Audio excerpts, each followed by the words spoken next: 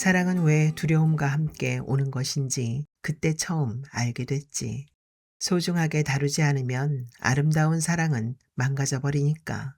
그리고 다시는 그 아름다움을 되찾을 수 없으니까.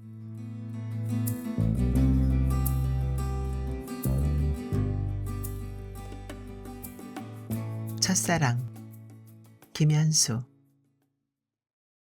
어제 짐을 정리하다가 우연히 옛 노트에 적혀 있던 네 주소를 봤어. 갑자기 옛 일들이 떠오르더군. 오랫동안 잊고 지내던 이름이었어. 벌써 5년도 더 지난 과거 속으로 들어간 이름. 너도 어쩌면 신문에서 보게 될지 모르지만 오늘 저녁이면 난 무시무시한 죄를 저지른 죄인이 돼 있을 거야. 이제 감옥에 들어가 다시 나오려면 얼마나 많은 세월이 흘러야 할지 나도 알 수 없어. 최선을 다한 만큼 후회도 없고 아쉬움도 없지. 그렇게 많은 세월이 흐른 뒤에도 넌 내 이름을 기억할까? 신문과 방송에 이름이 나고 재판을 받고 감옥에 갇혀 있는 동안 난 잊혀지겠지. 두렵지는 않아. 견딜 수 있을 것이라고 말하고 싶어. 그러니까 이 글을 쓰는 오늘은 크리스마스야. 오늘 새벽 오랜만에 성탄 미사에 참여했지. 미사에 참여하지 않은 지가 2년도 넘은 것 같은데 아직도 기도문이 줄줄 흘러나오더군. 1년 넘게 철저하게 다른 사람으로 살려고 노력했는데 미사가 끝난 뒤 고향의 어머니에게 전화했어. 자수할 날이 임박했음을 알려드렸지. 내 문제로 처음 경찰서에서 연락이 왔을 때만 해도 화병이 나서 며칠 동안 자리보전하셨다는 분이 이번엔 되려 임수경이도 풀려나고 대통령도 바뀌었으니 나도 괜찮을 것이라며 위로하셨어. 그럴 거예요. 이제 좋은 세상이 될 거예요. 라고 내가 말했지. 눈물 흘리는 꼴을 보여드리고 싶진 않았기 때문에 일찍 끊었어. 그리고 여느 때와 달리 사람들로 북적대는 자정 너머 명동길을 걸어가면서 너에게 편지를 쓰리라 결심했어. 왜 그런 생각을 했는지 모르지만 누군가에게는 이런 얘기를 남겨야만 될 것 같은 초조한 마음이 나를 사로잡았으니까. 그러니까 우리가 처음 만난 게 너희 학교와 우리 학교가 가을 소풍을 떠난 바로 그날이었지. 날마다 야간 자습으로 10시 30분까지 학교에 있는 우리들에게 소풍이란 그저 일찍 집으로 돌아갈 수 있다는 사실 외에는 아무것도 의미하는 바가 없었지. 자전거를 타고 근교의 목적지까지 가서는 그부들에게 모은 돈으로 선생들에게 챙겨주고 몰래 사온 캔맥주를 마시며 담배를 돌려 피우고 나면 더 이상 할 일이 없는 게 고등학교 2학년 가을 소풍이라는 것이지.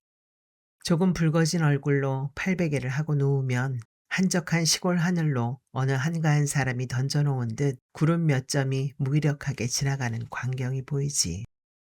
그 구름들을 바라보노라면 환각처럼 기분 좋은 어지럼증이 내 몸을 감싸. 그 중심부에는 무엇으로도 채울 수 없는 목마름이 있었어. 난 17번째로 돌아오는 생일을 이제 맞이하려던 참이었지. 그런 내게 필요한 것은 바로 그 목마름을 달래줄 그 무엇이었지. 그 무엇. 마치 어린 나를 사로잡았던 노란 나비 같은 것. 18의 가을 소풍이라는 것은 점심을 먹고 나면 더 이상 할 일이 없었지. 소풍이 즐거웠던 시절은 이미 오래전에 끝나버렸으니까. 학급별로 모여 앉으라고 말해도 모이는 학생이 없어. 어차피 대입을 앞둔 우리는 저마다 위대한 혼자이니까. 자기들도 술을 마신 데다가 사고만 나지 않으면 된다는 생각뿐이었으니 선생들도 더 이상 통제가 되지 않자 소풍을 끝마치기로 결심하더군. 아직 2시도 지나지 않았는데 말이야. 난 일찍 집으로 돌아가 대충 씻고 난 뒤 대구에 다녀올 생각이었어. 고향에서는 구할 수 없는 김지하의 책 몇 권이 필요했거든. 17이 지나면서 서서히 빈터가 생기던 내 마음의 한쪽을 김지하의 글들이 채워줄 수 있으리라고 생각했으니까. 어느새 집으로 몰려가는 친구들의 권유를 뿌리치고 혼자서 열심히 자전거 페달을 굴려 일찌감치 집으로 달려간 까닭은 그 때문이었어. 서두르지 않으면 4시 25분 대구행 완행열차를 타지 못할 테니까. 이 지옥처럼 답답한 소도시에서 나를 벗어나게 해줄 그 기차를.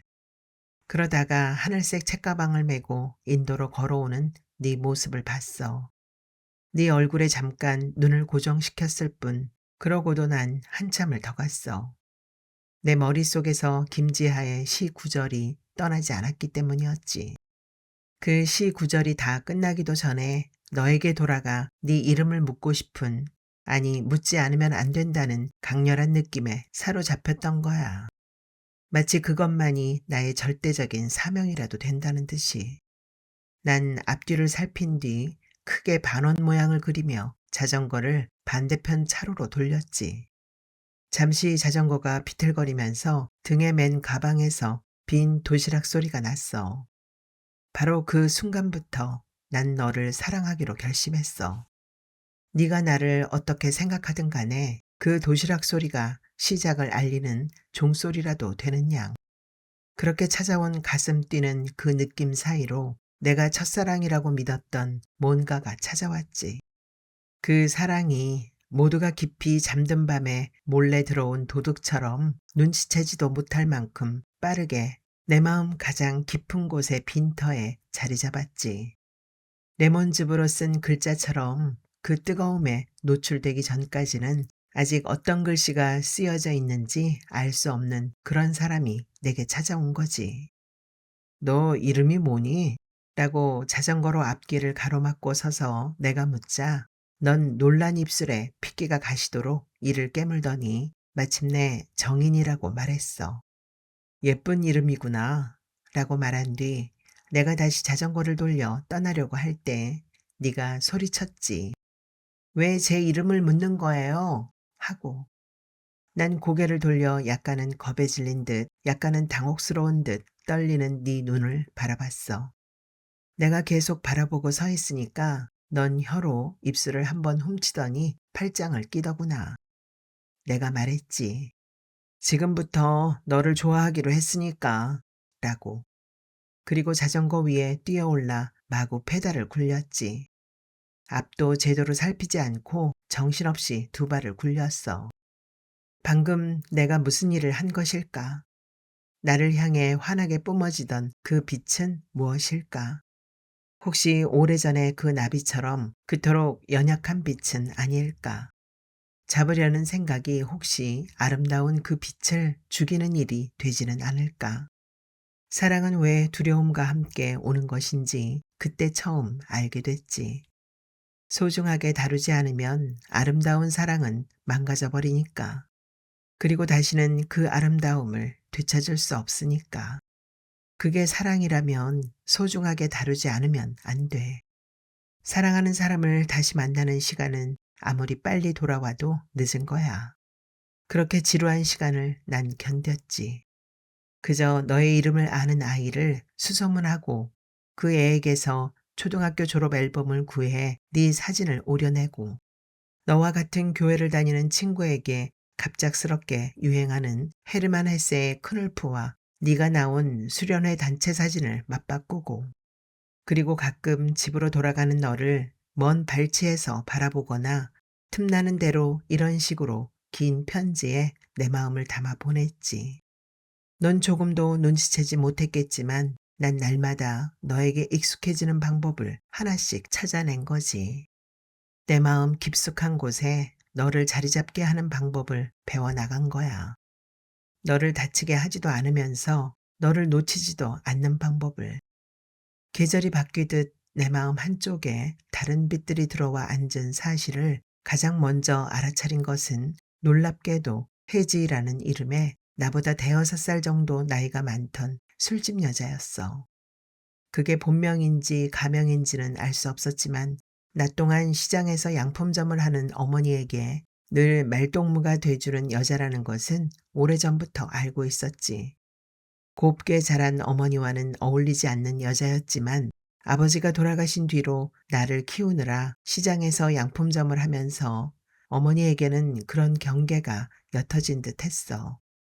아들 하나와 이 세상에 남게 된 어머니에게 삶이란 더 이상 미추의 구분이 없는 그저 악착같이 살아남아야만 하는 전쟁터였으니까. 아버지가 살아계셨을 때만 해도 혜지 누나 같은 여자와는 한마디도 하지 않으셨을 뿐인데 이제는 손님만 찾아오지 않는다면 해가 저물도록 그녀가 당신의 친동생이라도 되는 듯 얘기를 나눴지.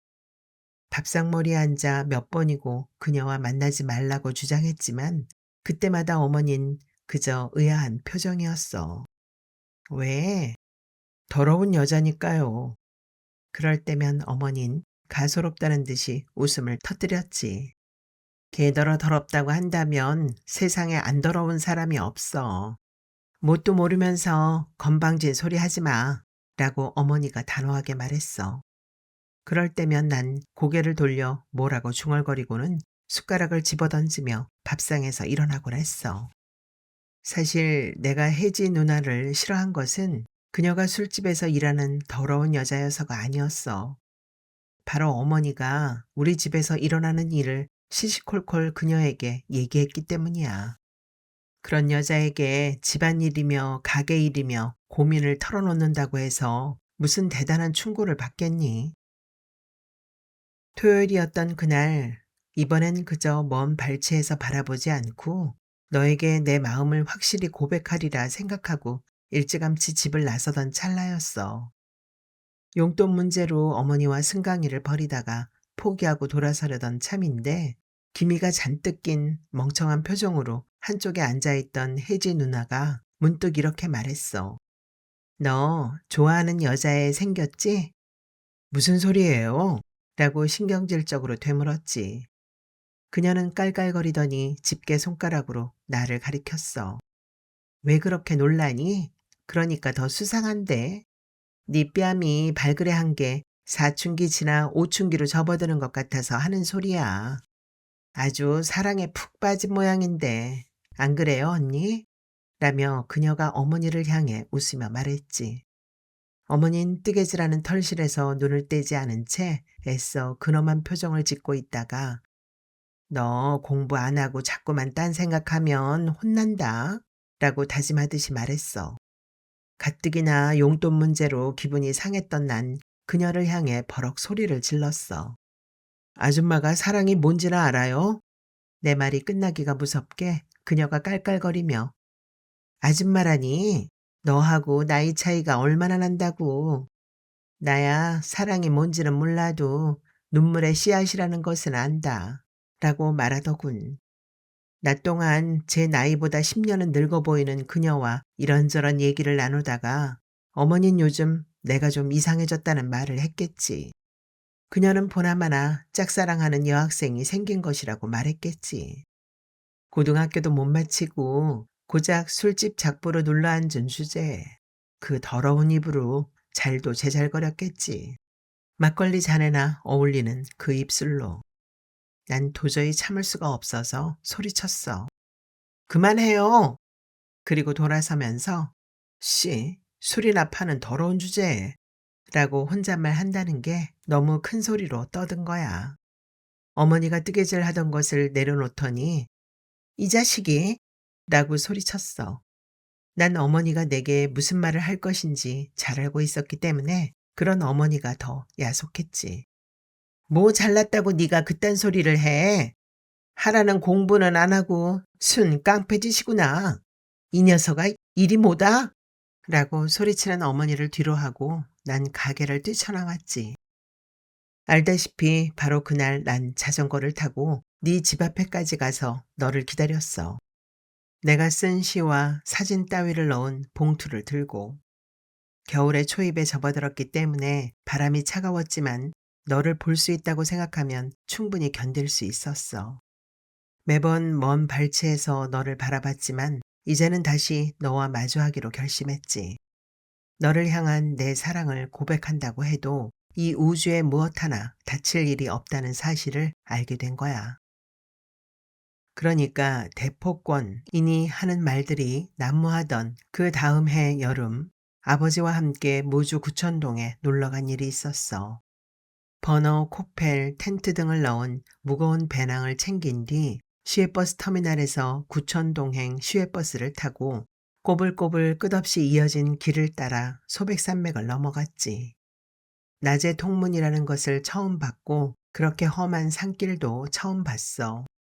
그날 저녁 아버지를 따라 무주 남대천에 가서 반딧불이를 봤어. 그 은은한 따뜻함을 온 저녁 하늘로 뿌리는 반딧불이의 불빛이 어찌나 예쁘던지. 아버지와 난 날아다니는 반딧불이를 잡아 준비해간 빈 병에다 한 마리씩 넣었지. 넣을 때마다 병 안의 공기는 신비스럽게 바뀌어갔어. 그 아름다운 빛을 머리맡에 두고 바라보면서 잠이 들었는데 다음날 깨어보니 모두 빳빳하게 죽어 있었어. 그 아름다웠던 빛은 그저 지독하게 끔찍하게 생긴 곤충에 불과했지. 아직은 아름다웠던 반딧불이를 머리맡에 두고 잠들 무렵 형설지공이니 뭐니 하시며 자신이 얼마나 힘들게 살아왔는지를 말하는 아버지에게 내가 문득 왜 그렇게 늦게 결혼하신 것인지 물었어. 35에야 결혼하셨으니까 정상적인 결혼 연령은 아니었지. 그때 아버지가 한 말이 생각나. 결혼할 기회는 많았으나 결혼하지 않았다는 둥. 부모 덕이 없었던 자신으로서는 가정을 꾸리는 일이 두려웠다는 둥. 넌 아직 잘 이해하지 못하겠지만 어렵게 살아온 사람에게는 그저 평범한 사람들의 편안하고 행복한 가정마저도 두려울 때가 있어. 가짱게 분수에도 맞지 않는 행복을 탐내다가 죄다 망쳐버릴 수도 있으니까. 물론 난 그게 무슨 소리인지 이해할 수 없었어. 나중에 50살도 되지 않은 아버지가 돌아가신 뒤에야 그 말이 무슨 뜻인지 조금 알 것도 같았지. 돌아가시면서도 아버진 공연히 결혼해 어린 아내와 아들을 남겨둔 일 때문에 스스로를 책망했을 거야. 아버지의 행복이란 하룻밤 짝을 찾는 반딧불이의 화려한 빛과 같은 것이었지. 다음날 날이 밝으면 그게 얼마나 끔찍한 것이었는지 비로소 알게 되는. 이제 내가 왜 그렇게 내 사랑에 다가서는 일을 두려워했는지 알 거야. 난 어려서 그 일을 모두 지켜봤거든. 혹시 사랑이 다음 날이면 끔찍한 모양으로 죽어있는 곤충 같은 것이 아닐까 걱정했거든. 그래서 난 너에게 너무나 조심스럽게 다가간 거야. 너를 사랑한다는 말이 저절로 나올 때까지 기다렸던 거야. 네가 집 앞에 모습을 나타냈을 때 난 당장이라도 네 손을 잡고 어디론가 떠나고 싶었어. 아름답고 행복한 일만 존재하는 미지의 곳으로 너와 함께. 기억나니? 그런 내게 넌 이렇게 말했지. 도대체 왜 자꾸 저를 괴롭히는 거예요? 전 사귀고 싶은 마음이 없다고 지난번 편지로 분명히 말했잖아요. 넌 나를 빤히 쳐다봤어. 나도 모르게 한숨이 나오더군. 너를 괴롭힐 생각이 전혀 없었으니까. 넌 내게 더없이 소중한 사람이었으니까. 난 아무 말 없이 너에게 사진이 든 봉투를 건넸어. 넌 아예 받을 생각도 없더군. 난 봉투에서 지난밤 앨범에서 고르고 고른 내 사진을 꺼냈어. "이게 뭐예요?" 라고 네가 물었지. "나도 네 사진이 있으니까 너도 내 사진을 가져." 라고 내가 말하는 동안 네 얼굴이 끔찍하게 일그러지는 모습을 볼 수 있었어. 너의 그 아름다운 얼굴이. 그러더니 다시 입술 한쪽에 올라가면서 넌 미소를 지었지. 천천히 내가 보는 앞에서 그 사진을 찍기 위해서였어. 나도 모르게 눈을 감았지.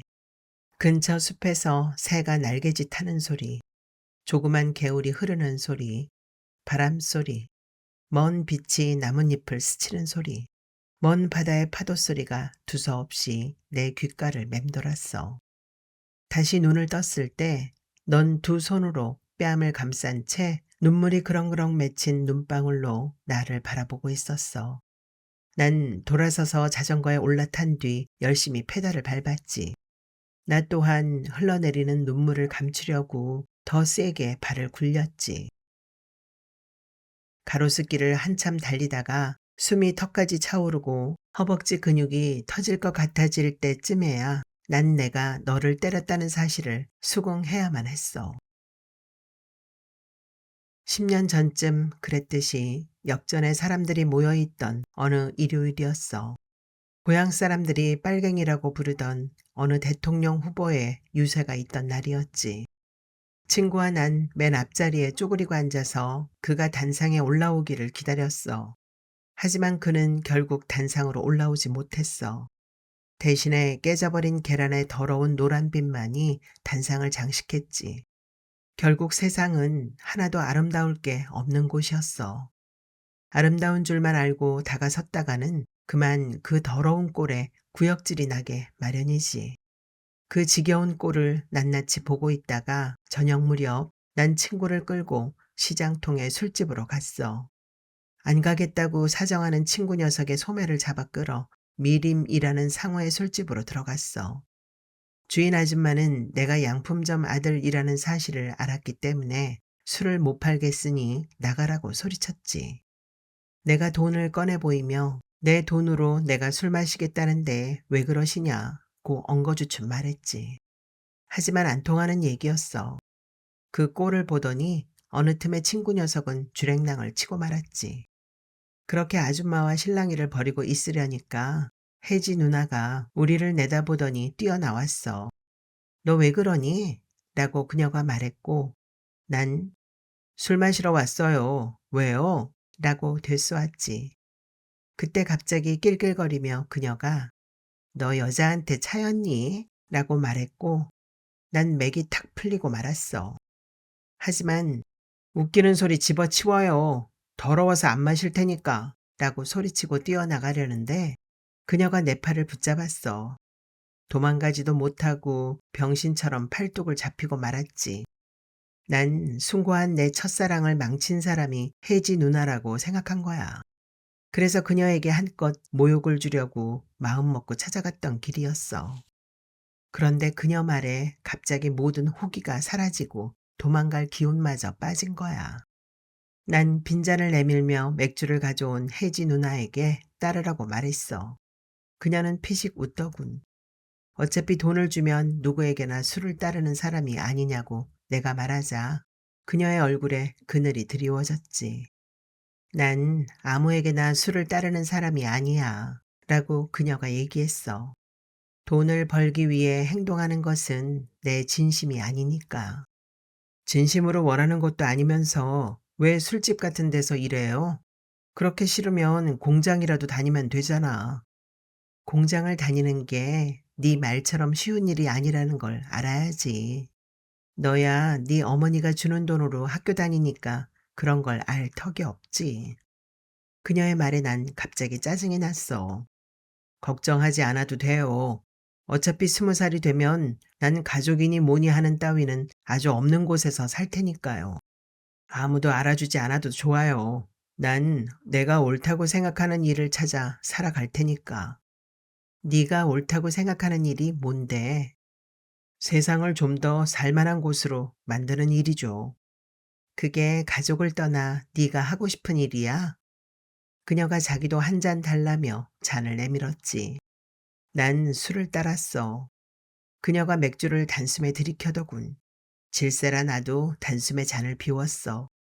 그녀가 다시 내 잔에 술을 따르면서 넌 오늘 내 손님이니까 라고 말했어. 진심으로 따르지는 않는다는 말씀이군. 하지만 그녀는 말이 없었지. 저녁 지을 무렵이었는데 아직 손님이 올 시간이 아니었는지 아니면 일요일은 원래 그렇게 한가한지 들어오는 사람이 없었어. 혜지 누나와 둘이서 좁은 칸막이 자리에 들어가자 우리를 비아냥거리던 그녀의 동료들은 모두 방으로 들어가 텔레비전만 보고 있었지. 시간이 술 취한 듯 제멋대로 흐르고 있었어. 난 20살 때 뭘 하고 싶었는지 알아? 누나가 말했어. 술 마시고 싶었겠죠. 그땐 네 말처럼 공장에 다녔으니 술 마시고 싶어도 마실 시간이 없었다고. 그녀는 집게 손가락으로 탁자의 동그라미를 그리며 말했어. 마음 놓고 일식을 한번 봤으면 했어.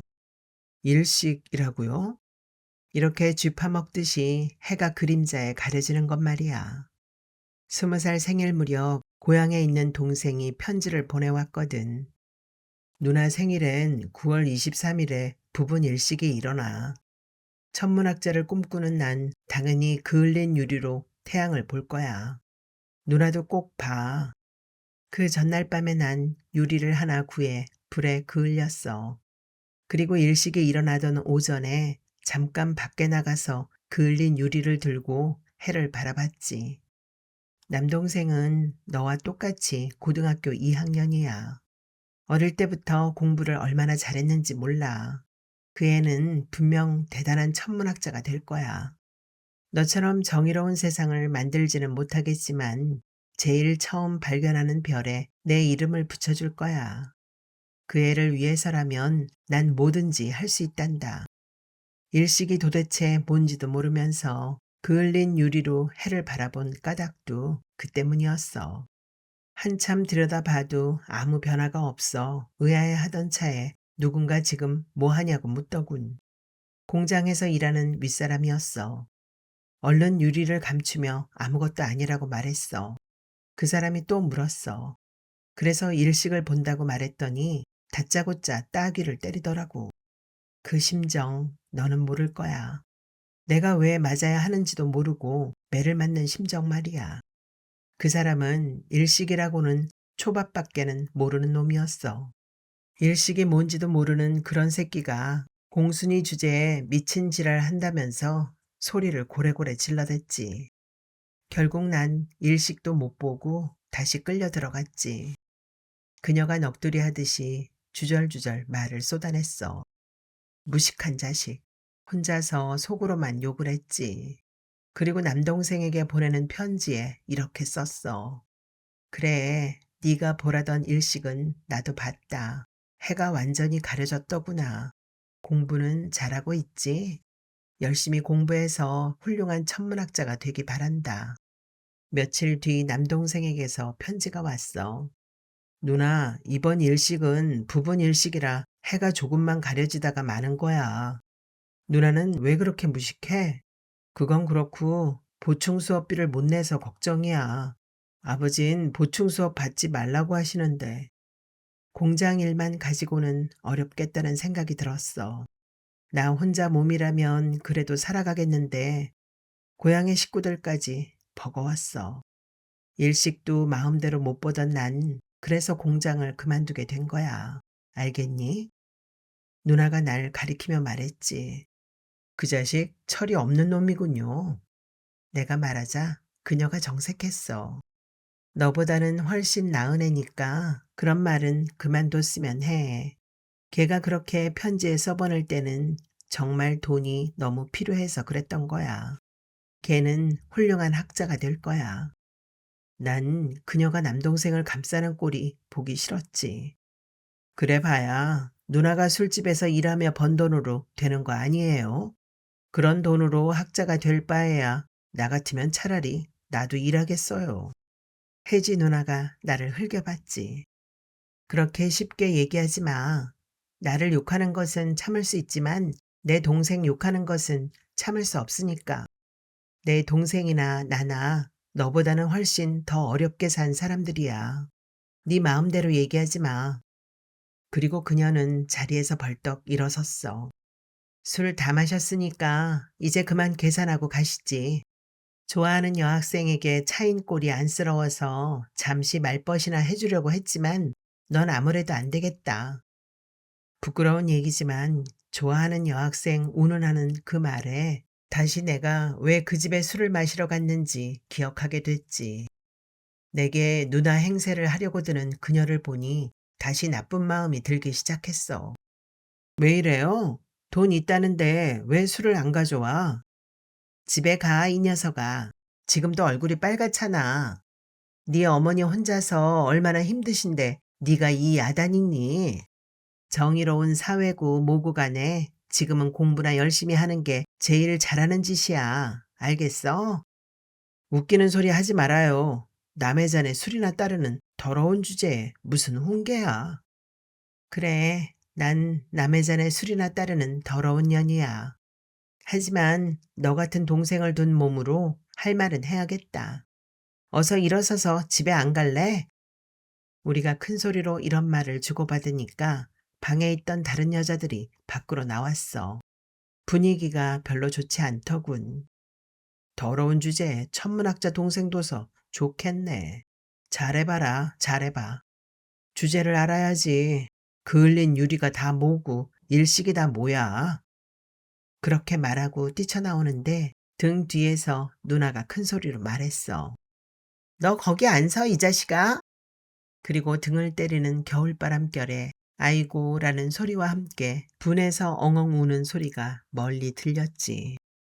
세상에 어떤 동물도 자신이 아름답다고 느끼는 것을 일부러 부수지는 않지. 아름다운 것을 보고 망쳐버리는 동물은 사람뿐이야. 그렇게 망가지는 꼴을 보니 신이 났어. 난 주먹을 움켜쥐고 드디어 복수했다고 생각했어. 그리고 며칠 뒤 뉴스를 보고 있는데 가게 쪽에서 큰 소리가 들렸어. 문틈으로 내다보니 혜지 누나가 온 거야. 어머닌 그녀에게 자신이 그녀를 얼마나 위해줬는데 자기 아들에게 술을 마시게 할 수가 있냐며 소리쳤어. 혜지 누나가 말했어. 잘못했어요, 언니. 잘못했어요. 걔는 아직 어린애야. 주인 아줌마 말 듣고 안 먹겠다며 돌아가려는 애를 네가 잡아 끌었다며? 글쎄 네가 누구 앞에서 꼬리를 치니? 아니에요. 그저 여자친구와 헤어져 기분이 좋지 않은 것 같아 위로나 해주려고 그런 것뿐이에요. 제가 잘못했어요. 얼씨구, 이젠 걔가 여자를 사귀었다고 말하는 거야? 진짜예요. 걔 어떤 여자애 좋아한다는 거는 언니도 알잖아요. 잠시 뒤 어머니가 나를 부르는 소리가 들렸어. 나가 봤더니 누나가 눈물을 흘리며 서 있었어. 그녀는 나를 보더니 우는 건지 웃는 건지 알 수 없는 표정을 짓더군. 어머니가 내게 물었어. 너 여자애 사귄 적 있니? 누나를 빤히 쳐다보면서 난 아니요 라고 말했어. 그녀의 눈이 크게 흔들렸지. 어머니가 다시 물었어. 네가 얘한테 술 달라고 했어? 난 다시 아니요, 그런 적 없어요 라고 말했어. 내 말에 누나는 뒷걸음질 치더니 문을 열고 도망가 버렸어. 겁에 질려 나를 바라보던 그 눈이 아직도 선명하게 기억나. 방에 들어가 난 텔레비전을 끄고 조용히 누워 있었어. 직선제 개헌이 받아들여지고 대통령 후보들의 선거 유세가 한창일 때 난 세상이 바뀔 것이라고 생각했었지. 웃긴 생각이었어. 세상은 내가 생각했던 것처럼 그렇게 아름다운 곳이 아니었어. 영양을 덮치는 들깨들처럼 사람들은 아름답고 소중하고 정의로운 것이라면 달려들어 추하고 더러운 것으로 만들어버려. 짓밟고 때리고 뭉개고 나면 아름다움이란 그저 찰나에만 존재하는 것이며 영원한 것은 더럽고 야비한 것들 뿐이라는 생각이 들었어. 푸른 빛이여, 바다라면 바다의 한때나마 꾸밀 수 있다면, 정이란, 아름다움이란, 사랑이란 바다의 한때나마 꿈에 불과한 거야. 위대한 보통 사람의 시대가 열린 해부터 다른 생각은 하지 않고 학교와 집만을 왔다 갔다 했어. 어머니에겐 근처의 완구점을 개업한 노처녀가 새로운 말벗이 됐지.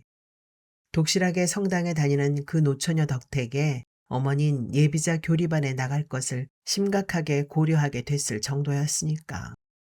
새로운 말벗에 대해 내가 논평할 말도 없었고 그러고 싶지도 않았어. 가끔 토요일 집에 돌아오다가 혹은 일요일 아침 공부하러 학교에 가다가 너를 본 적도 있었지. 넌 나를 보면 일부러 고개를 돌리는 것 같았지만 이제는 넌 내 마음에 아무런 빛도 던져주지 못했어. 내 머릿속을 지배한 것은 인류 대학뿐이었어. 너를 비롯해 나를 무시한 모든 사람들에게 그렇게 복수하고도 싶었고 이 지긋지긋한 소도시에서 벗어나는 가장 좋은 방법이 그것뿐이었기 때문이기도 하지. 집에 가다가 미림 쪽을 바라본 적도 있었어. 지나가듯이 어머닌 혜지 누나가 그곳에서 먼 바닷가인 고향으로 돌아갔다고 말한 적이 있어. 하지만 난 그녀가 고향으로 돌아가지 않았다는 사실을 알고 있었어. 나와 동갑인 남동생이 아직 고등학교도 졸업하지 않았으니까 그녀는 고향으로 돌아갈 수 없는 거야. 어쩌면 혜지 누나는 영영 고향으로 돌아가지 못할지도 모르지. 20살이 되던 날의 소원이 고작 마음 놓고 일식을 보는 것이었던 사람. 말하진 않았지만 아마도 남동생과 나란히 서서 불에 그을린 유리를 들여다보고 싶었던 사람. 그리고 난 이듬해 원하던 서울의 인류대학에 합격했고 어머닌 베로니카라는 세례명을 받았어. 죽은 아버지가 평생 두려워한 불안한 행복이 우리 집에도 찾아왔지. 그 행복은 아버지가 생각했던 만큼 두려운 게 아니었어. 일상의 행복이라는 게 부서질까봐 겁이 날 만큼 대단한 것은 아니었으니까. 물론 채 1년이 지나지 않아 명문대학에 합격했다는 이유만으로 생긴 이 행복이 송두리째 날아가긴 했지만 어제 아침 일찍 난 도피 생활 동안 지내던 달동네의 카톨릭 계통 고아원 사람들에게 고향에 내려가겠노라며 인사하고 밖으로 나왔어. 전날 밤에는 그럴싸한 송별식도 열었지. 같이 봉사활동을 하던 사람들도 고아원의 아이들도 내가 수배자였다는 사실을 모르고 있었어. 심지어는 카톨릭 신자라는 사실도 모를 정도였으니까. 좋은 사람들이었지. 짐을 넣은 가방을 메고 나오는데 지난 1년간의 일들이 생각나면서 눈물이 나올 것만 같았어. 우여곡절 끝에 군인이 아닌 민간인이 대통령으로 선출된 서울 하늘로 12월에 새로운 바람이 스쳐 지나갔지. 젊음을 바쳐 우리가 꿈꿨던 세상을 반쯤은 이룬 것일까? 아니면 모든 게 이제 다시 시작되는 것일까? 난 꿈결 속을 걷듯이 버스가 다니는 아래쪽이 아니라 아침 준비로 분주한 산동네 꼬불꼬불한 골목을 지나 근처의 산으로 올라갔어. 주머니에 반짝이는 유리판을 하나 넣은 채. 8시 무렵 난 신문지에 불을 붙여 유리판을 그을렸어. 6년 만에 돌아온 일식이었어. 오래전부터 기다려왔던 일식이었지. 시커멓게 그을린 유리판을 들어 눈앞에 대고 태양을 바라봤어. 그 아름다운 빛이 내 속으로 밀려들어왔지. 까닭없는 슬픔과 한없는 기쁨과 막연한 불안감이 하늘을 떠도는 먼지 알갱이처럼 내 안에서 서로 뒤섞여 거대한 하나의 원으로 바뀌는 동안 조금씩 둥근 원이 태양 속으로 밀려들기 시작했지. 눈물 방울처럼 검은 유리판에 새겨진 그 아름다운 노란 빛. 언젠가 보았던 너의 또 혜지 누나의 눈물 맺힌 눈동자처럼 한쪽 부분부터 흔들리는 그 둥근 빛. 그러나 결코 부서지거나 망가지지 않을 그 소중한 동그라미. 무한히 수축됐다가 다시 온 우주로 퍼져나가는 그 노란 물결. 그제야 알 것 같았어. 혜지 누나가 동생과 나란히 서서 그을린 유리로 바라보려던 게 일식이 아니었음을. 그 순간부터 난 새였고 물이었고 혹시는 바람이었어. 푸른 빛이었고 바다였고 바다의 한때나마 꿈이었어. 내 안을 충만하게 메운 그 따뜻한 느낌. 난 그게 사랑이란 걸 그제야 깨달았어. 난 비로소 사랑에 빠진 거야. 알겠니? 그 누구도 망가뜨릴 수 없는 첫사랑에 빠진 거야.